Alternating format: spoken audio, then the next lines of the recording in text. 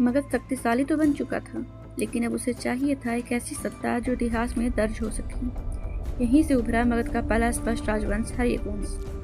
हर्यक वंश का संस्थापक बिंबिसार, जो पहला मगध सम्राट था, जिसके जीवन के प्रमाण इतिहास, बौद्ध और जैन ग्रंथ तीनों में मिलते हैं। बिंबिसार ने युद्ध से पहले विवाह राजनीति चुनी।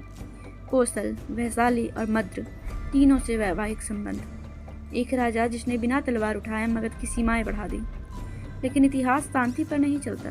बिंबिसार का पुत्र अजातशत्रु, सत्ता की भूख इतनी गहरी थी कि उसने अपने पिता को कारागार में मरने दिया और यहीं से मगध की राजनीति अंधेरे में उतर गई। अजातशत्रु ने वैशाली पर आक्रमण किया, पहली बार युद्ध मशीनें और किलेबंदी तकनीक इस्तेमाल की।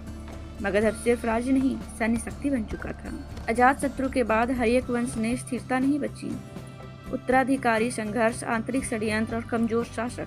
मगध मजबूत था पर सिंहासन डगमगाने लगा, और तभी इतिहास ने एक नया अध्याय लिखा, हर्यक वंश का अंत, और उदय हुआ शेषनाग वंश का। ये भारत का पहला बड़ा राजनीतिक तख्तापलट था।